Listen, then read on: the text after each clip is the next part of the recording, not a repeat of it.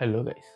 இப்போ நம்ம யாரை பற்றி பார்த்துக்கிட்டு இருக்கோம் அப்படின்னு பார்த்தீங்கன்னாக்க எம்டிஹெச் அப்படிங்கிற ஒரு மசாலா கம்பெனியை உருவாக்கி அதை வேறு லெவலில் ஒரு பெரிய பிராண்டாக ஆக்குன தரம்பால் குலாட்டி அவரை பற்றி தான் வந்து பார்த்துக்கிட்டு இருக்கோம். இதுக்கு முன்னாடி பார்த்தீங்கன்னா இவர் ஸ்டார்டிங் லைஃப் வந்து எப்படி இருந்துச்சு அப்படிங்கிறத பற்றி பார்த்தோம். அது மட்டும் இல்லாமல் அவர் ஒரு கஷ்டத்தை பட்டார், அதை ஒரு வீடியோவை பார்த்தோம். அது மட்டும் இல்லாமல் இந்த எம்டிஹெச் அப்படிங்கிற அந்த கம்பெனியை வந்து இவர் எப்படி வழிநடத்தி எடுத்துகிட்டு போயிருக்காரு அப்படிங்கிறதையும் பார்த்தோம்.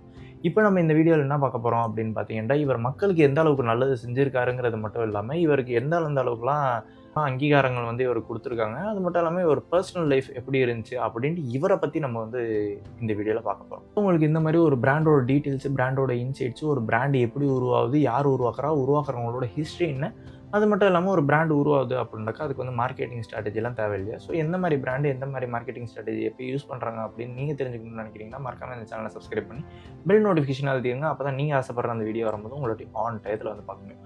ஸோ வாங்க இவரோட பர்சனல் லைஃப், இவரை பத்தி நம்ம வந்து பார்க்க ஆரம்பிப்போம்.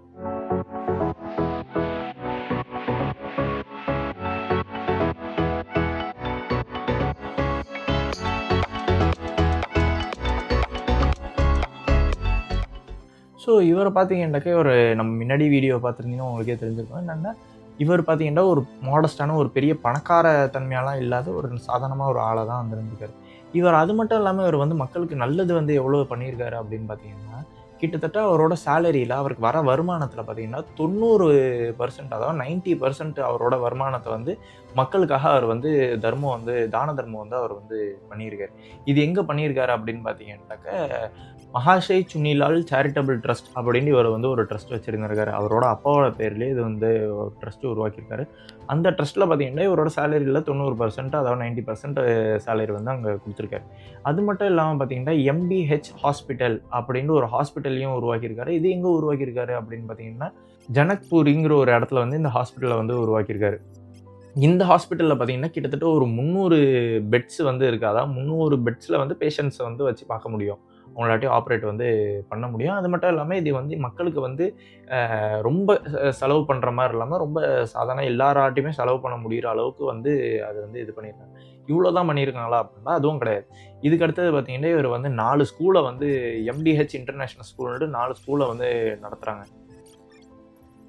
ஸோ இது மட்டும் இல்லாமல் இவங்க அடுத்து என்ன பண்ணுறாங்கன்னு பார்த்தீங்கன்னாக்கா, இந்த ஃப்ரீயாக வந்து செக்கப்ஸ்லாம் வந்து அலோவ் பண்ணுறாரு. எப்படின்னாக்கா மொபைல் மெடிக்கல் வேன் அப்படின்ட்டு ஒரு வேனில் வந்து மெடிக்கல் செக்கப் வந்து பண்ணுற மாதிரி வேனோ பஸ்ஸோ அது மாதிரி ஒரு இதில் வந்து மெடிக்கல் செக்கப் வந்து பண்ண முடியும் அப்படிங்கிறத வந்து இது பண்ணியிருக்காரு, உருவாக்கியிருக்காரு. அது மட்டும் இல்லாமல் ஐ கேம்ப் இருக்குது பார்த்தீங்களா, ஐ செக் பண்ணுறதுக்குள்ள கேம்ப் வந்து டெல்லியில் பல இடத்துல வந்து இவர் உருவாக்கியிருக்காரு.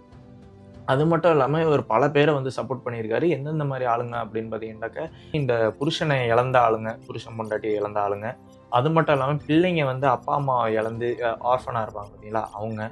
அது மட்டும் இல்லாம இந்த லோவர் பிரிவிலேஜ்ல இருப்பாங்க தெரியுமா? அந்த மாரி ஸ்டூடண்ட்ஸையும் வந்து இவங்க பார்த்து ஹெல்ப் பண்ணியிருக்காரு இவரு. இவரு எந்த மாரி ஒரு நம்பிக்கை உள்ள ஆளா இருக்காரு? அதாவது தனிப்பட்ட வாழ்க்கையில வந்து இவரு எந்த மாரி ஒரு நம்பிக்கைக்குள்ள ஆளா இருக்காருன்னு பார்த்தீங்கன்னா, ஒரு பிசினஸ் மக்களுக்கு வந்து உதவி செய்யலன்னு வச்சுக்கங்களேன், அதுக்கு வந்து வேல்யூவே இல்ல. அது ஒரு புரோஜனம் இல்லாத ஒரு விஷயம். அது ஒரு குப்பை மாரி, அது ஒரு புரோஜனமே இல்லாத விஷயம் அப்படிங்கிறது தான் அவரோட புரிதலா வந்து. ஸோ இவர் கிடைச்ச அங்கீகாரங்கள பார்க்கறதுக்கு முன்னாடி நீங்க ஒண்ணு சொல்லுங்க.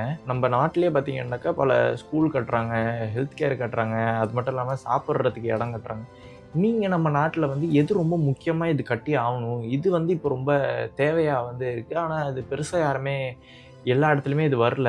இல்லனாக்கா இது வந்து ரொம்ப எல்லா இடத்துலயுமே இருந்ததுனாலும் இது வந்து தேவைக்கு இப்ப தேவைப்படுறத விட ரொம்ப கம்மியா இருக்கு அப்படின்னு நீங்க என்னத்த நினைக்கிறீங்க? அப்படிங்கிறத மறக்காம கீழ கமெண்ட் பண்ணுங்க. ஸோ இவருக்கு வந்த அங்கீகாரங்கள்லாம் என்னென்ன அப்படிங்கிறத வந்து நம்ம பார்ப்போம்.